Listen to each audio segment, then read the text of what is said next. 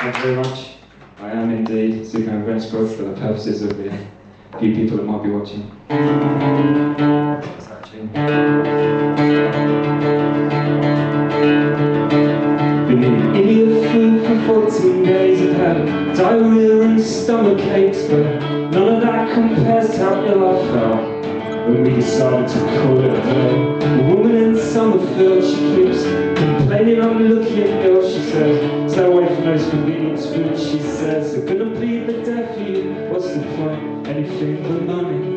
Gonna write a song like Coldplay. We're gonna creep to the top 40. We're gonna tour till we hate each other's guts. And the record companies facing mass redundancies, cause the second album fails to be everything. But should I say I'm sorry?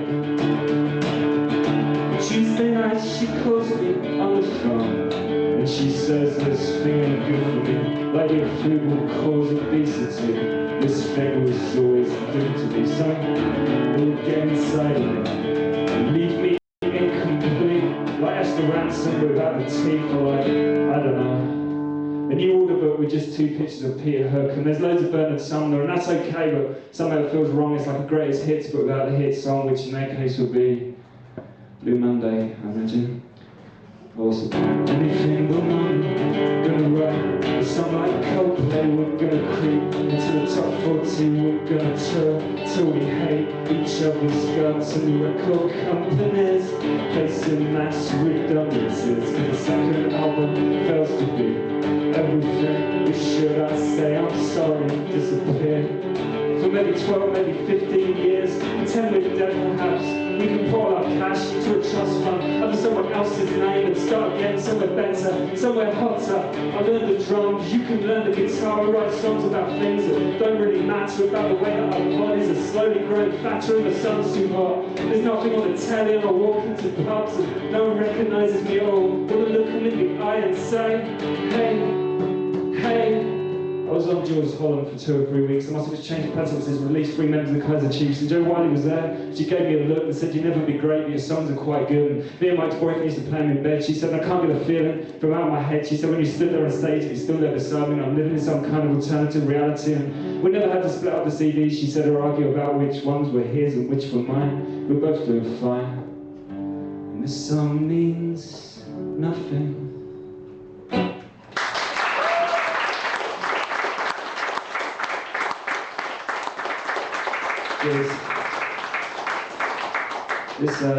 That was a song that Tom Robinson on Radio 6 said was genius. This is called Pupkin. It's about the fact that being anything to do with the music industry makes me feel like Rupert Pupkin, which is a character from King of Comedy. It also slags off Billy Corgan a little bit, but I think that's just because I was first ever stood up the day I bought Disarm by Smashing Pumpkins, and I still harbour bitterness.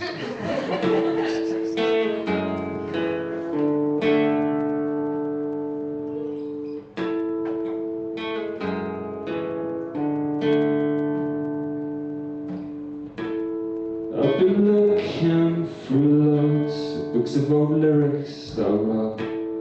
I've been wondering if I really developed at all. Used to want to be Billy Corgan. Now I can't remember what I saw in those sentimental, overproduced songs he used to sing to me. I was at home and feeling lonely. He was out there making loads of cash. I used to want to be a writer.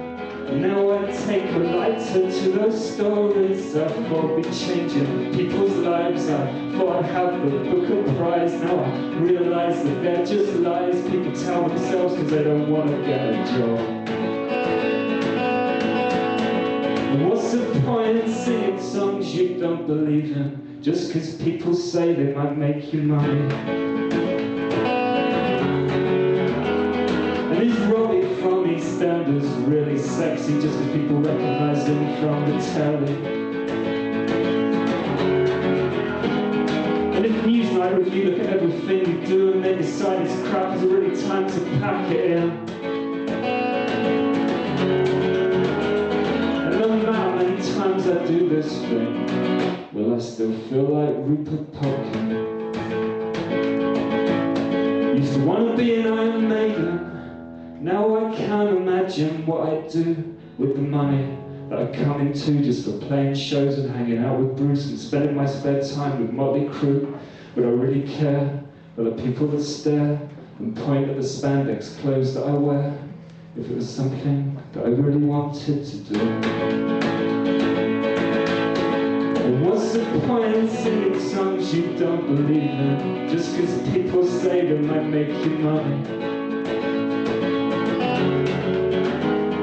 And is Robbie from EastEnders really sexy just because people recognize him from the telly? You look at everything you do and they decide this crap is really time to pack it in. And no matter how many times I do this thing, will I still feel like Rupert Pupkin?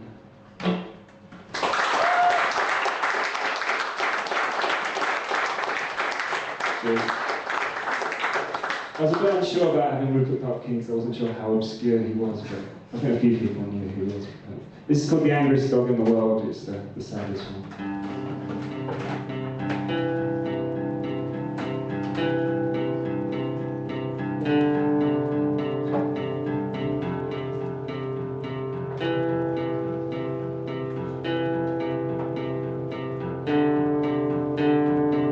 Tied up, leashed up, stuck in the garden, trying to buy my way free. It's getting me nowhere. I'm getting angrier by the day.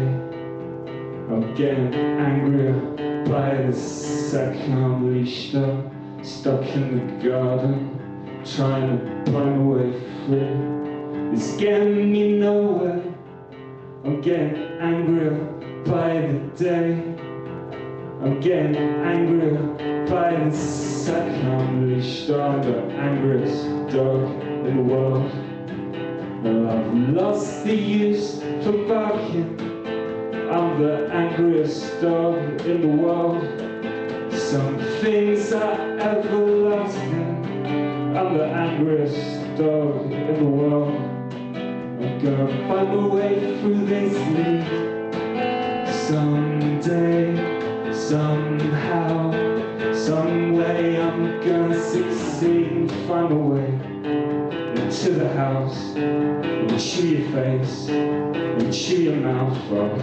And though you try to put me down, you won't forget the times you left me tied up, leashed up, stuck in the garden, trying to buy my way free, just hoping that one day we'll meet somewhere, and you will be my equal.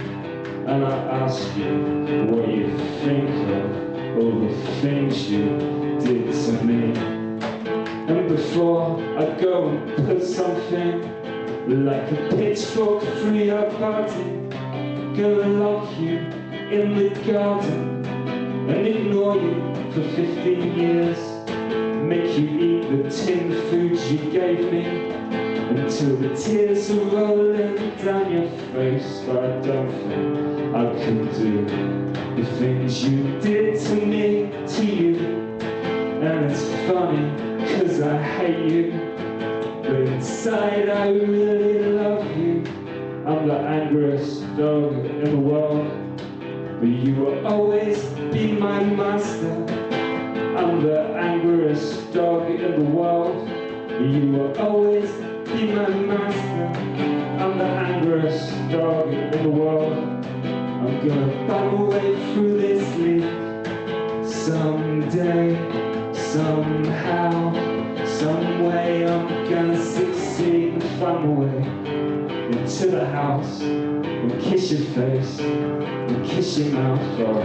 And though you try to put me down, you won't forget the times you let me down.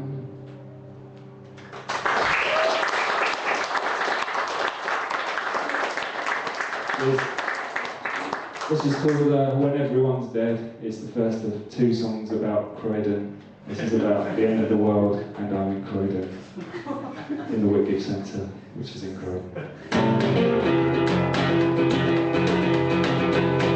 When everyone's dead, I'm gonna walk around the Whitgift Centre, feeling sorry for myself and all the things I should have said.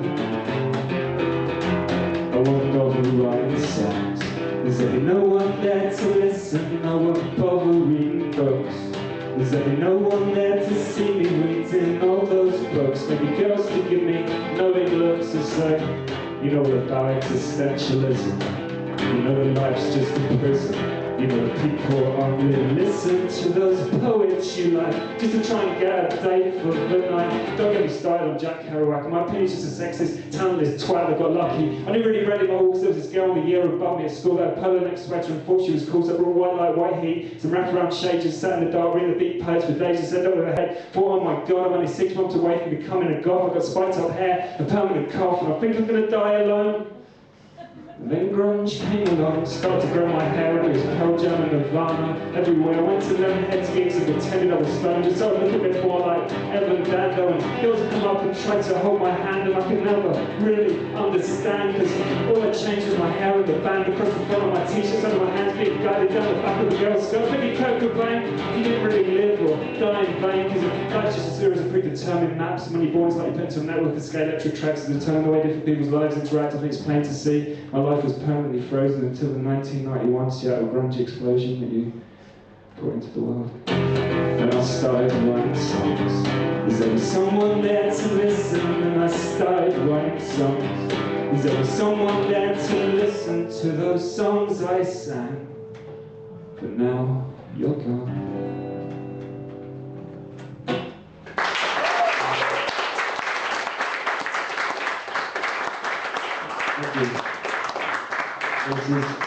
This is the second of the songs about Croydon, but it wasn't intended to be about Croydon when I wrote it, it just went that way.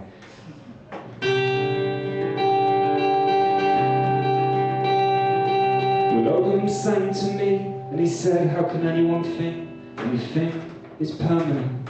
When wanting you, I think I'm gonna feel this way until I die. And buildings will come and then rot away, and we'll both run out of kind of things to say, and I'll be shouting at you, you'll be shouting at me, we'll be shouting together, and that'll make me happy. And when it all goes wrong, we'll be okay. Got books and our CDs, got a wall of DVDs, and something I haven't even watched before. We'll kill an hour and a half with Richard Pryor and Bruce Willis, it'll be alright.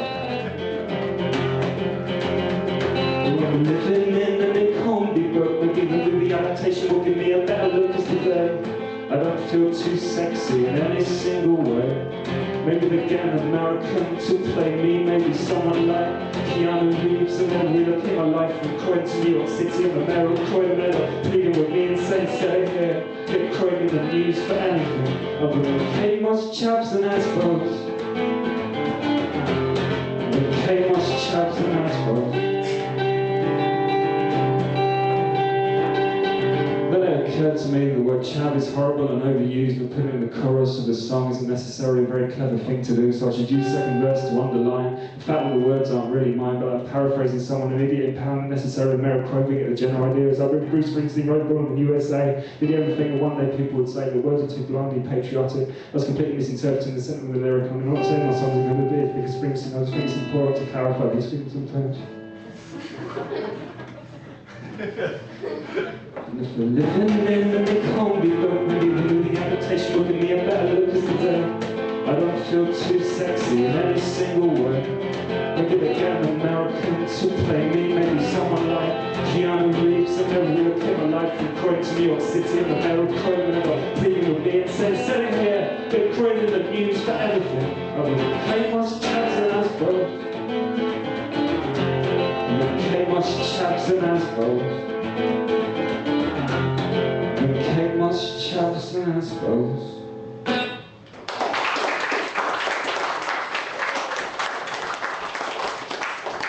At this point I point out that I found out Keanu Reeves isn't actually American, he's Canadian, but I kept it in anyway. I haven't checked that fact, but I've been told it at gigs before. This is called Captain Non-Entity, and it's about a superhero that can do everything, but he's not very good at talking to girls.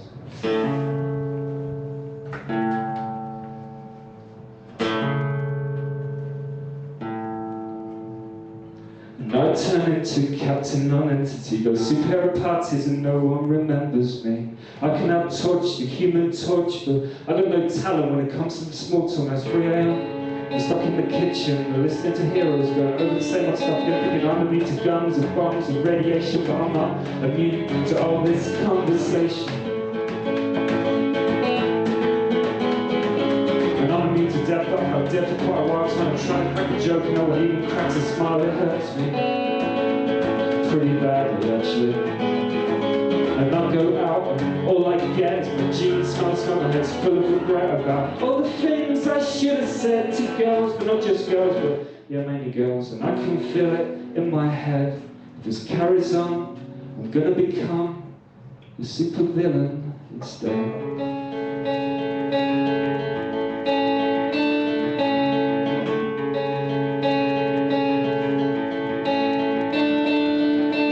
Turn into Captain Non-Entity. I'm 30 years old, but I'm still listening to Morrissey. His words still mean far too much to me, although I'm sure it's not really like that. In reality, is probably quite happy, or at least relatively, or at least compared to the likes of me. As he sits home with his wife and kids that he has to keep hidden just so he can maintain the constant illusion that his life's still empty, cold and stressful, because we hate when our friends become successful. And I can feel it in my head.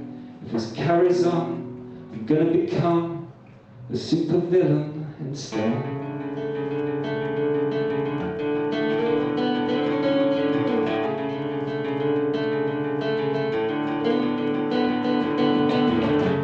I'm gonna start a super villain group called the Super Loneless.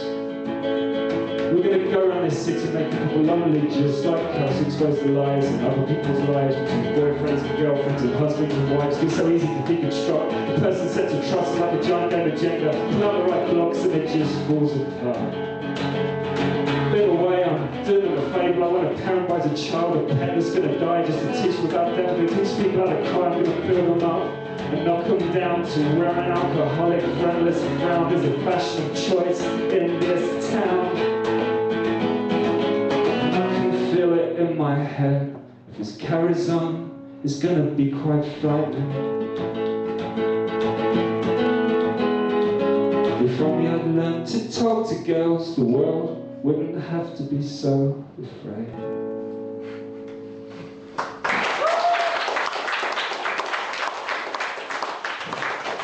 It's quite hard, though. This is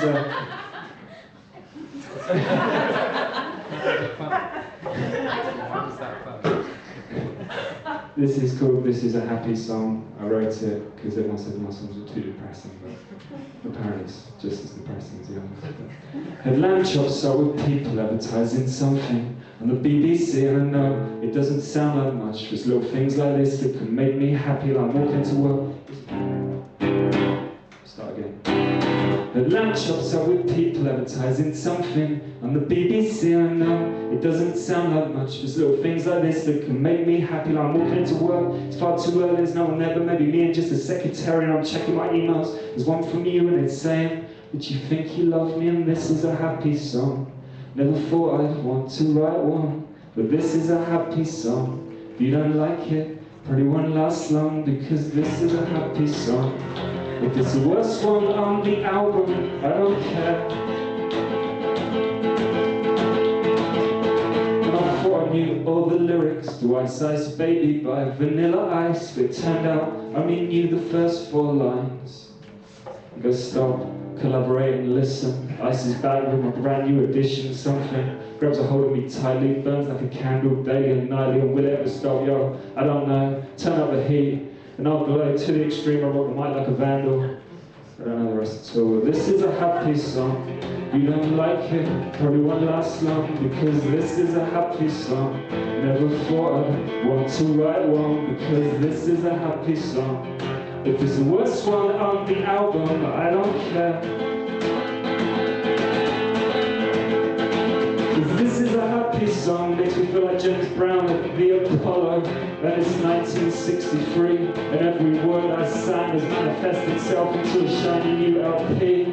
And all the people in the record shop are staring at me and saying, I can't believe how good you are. You're a small man, but you're gonna go far. And this is a happy song. Feel like I've got 1,000 records in me, and some record company are gonna release one a month for 1,000 months until the entire music industry is nearly completely reliant upon me. And some of the old guard out, John, is starting to resent me, but it's a risk I'm willing to take, frankly, because this is a happy song.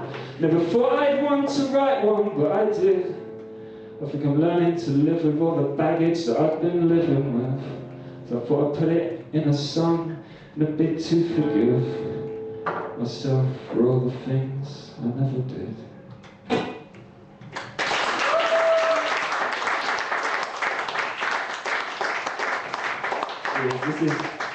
This is my tribute to Kevin Rowland of Dexys Midnight Runners. In fact, that people only know one song. Tonight, I think I'm going to listen to Dexys Midnight Runners and maybe cry myself to sleep. And what would I do? If I was Kevin Rowland, it was June 1982, I'm here come early for the first time on the radio. I'm thinking, oh my God, it's going to be a hit, it's going to be even bigger than Gino of 100 from now when I do gigs. People want to know what I mean. When I talk about the love of old soul records, they just say, shut up and play, come on, I leave. Again, if I just create a monster in the shape of a 4-minute, 10-second song, the feature will I go to 80s nightclubs and hear a room full of idiots singing along to words that are meant to be infected with a sense of genuine feeling, just netted between Club Tropicana and Lionel Richie's dancing on the ceiling. Do you ever go to bed at night feeling upset and uptight about something you did in 1982? Still holds the knife over you and it haunts you when you feel sad like a bag of bones at the foot of the bed, reminding you soon be dead and gone. I had that dream today, all my regrets. I had to get up and walk away. When I wake up, the bag of bones was still sat there by my bed. And there was someone laughing in my head about something stupid I once said in a Chinese restaurant that was totally out of place. It's had a bead of sweat sweating down my face when it turns to that moment. I think of a finger. I can access some of the bad memories that linger in the back of my skull because they're easily accessed in a bit to maintain a constant level of stress. But even when I'm happy, I'm still kind of sad. And in a way, I'm kind of glad because I could never really be let down again.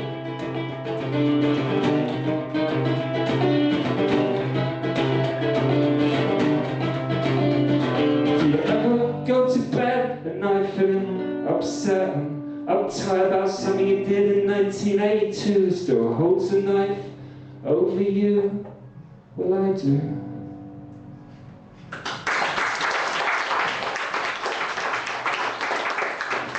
Yeah. As you call it, I've been a private detective for 17 months.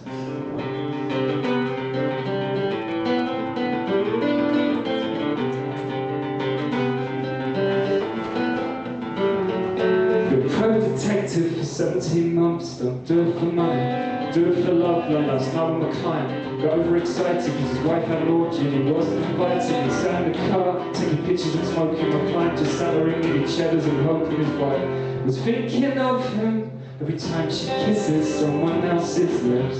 Thinking of him, in mind's eye, those groping eyes of his. In mind's eye, those peeping hands of his. Mind's eye, every ounce of flesh that gets inside her dress is his.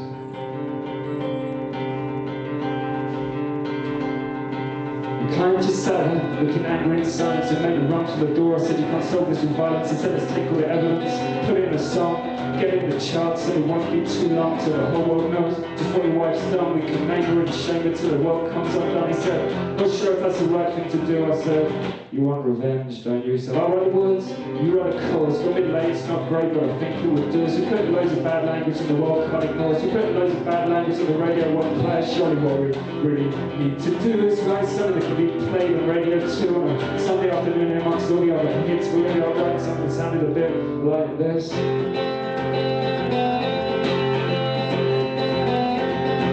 All those creeping eyes, the color cross of flies like flies on meat, those are his eyes these days, and not mine.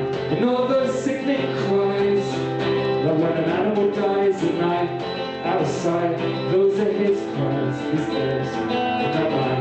And I could fall asleep, but I would only dream about it. I'm gonna occupy my mind with just 3 chords and a song. And I could fall asleep, but I would only dream about gonna occupy my mind with just 3 bullets and a gun.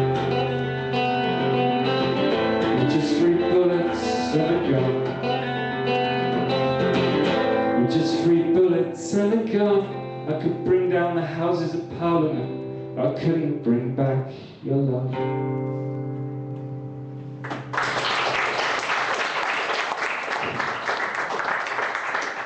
This is a brand new one that I might forget all the lyrics on, but I'm going to do it anyway. I wrote the lyrics last night to most of it, so if I stop, that's why. It's called I'm going to go to bed, and when I wake up I'm going to be someone else. It's my own personal way of dealing with it. All write songs about things that can never exist anywhere but inside my head on a night like this when the pubs are shut, the clubs are overrun with puddles of vomit, puddles of blood, and you're gasping for air but you can't get enough with the night bus windows like sitting in your house with someone stolen the telly, thrown up on the couch, I'm going to go to bed. When I wake up I'm going to be someone else. I'm going to go to bed, and when I wake up I'm going to be someone else. I'm going to go to bed tonight. When I wake up it's going to be like being sick, like the worst hangover ever. You know that sense of relief when the sickness of pan. You finally realise you can function again. It's going to be like that but times 10. It's going to be like the total resurrection of Ben. It's going to be like when they tried to reinstate Dirty Dan into EastEnders, the rail with pirate masturbation capers. It's going to go fine.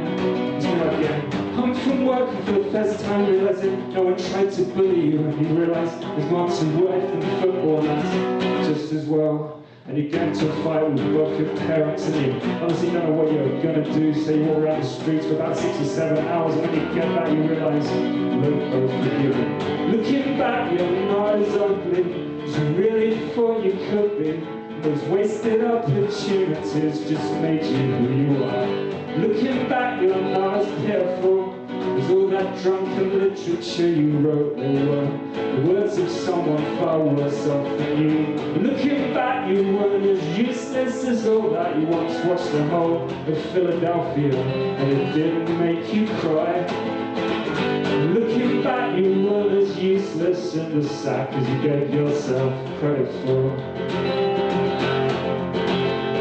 I'm gonna go to bed, and when I wake up I'm gonna be someone else. I'm gonna go to bed, and when I wake up I'm gonna be someone else.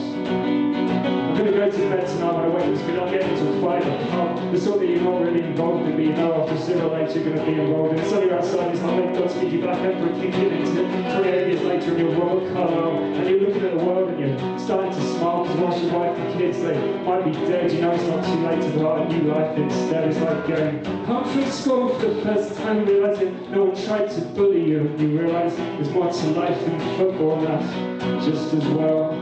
You get into a fight with both your parents because you honestly don't know what you're gonna do, so you walk around the streets for about 6 or maybe 7 hours, and when you get back you realise we're both forgiven. Looking back you're not as ugly as you really thought you could be. Those wasted opportunities just made you who you are. Looking back you weren't as careful as all that drunken literature you wrote. They were the words of someone far worse off than you. Looking back you weren't as useless as all that. You once watched the whole of Philadelphia and it didn't make you cry. Looking back you weren't as useless in the sack as you give yourself credit for.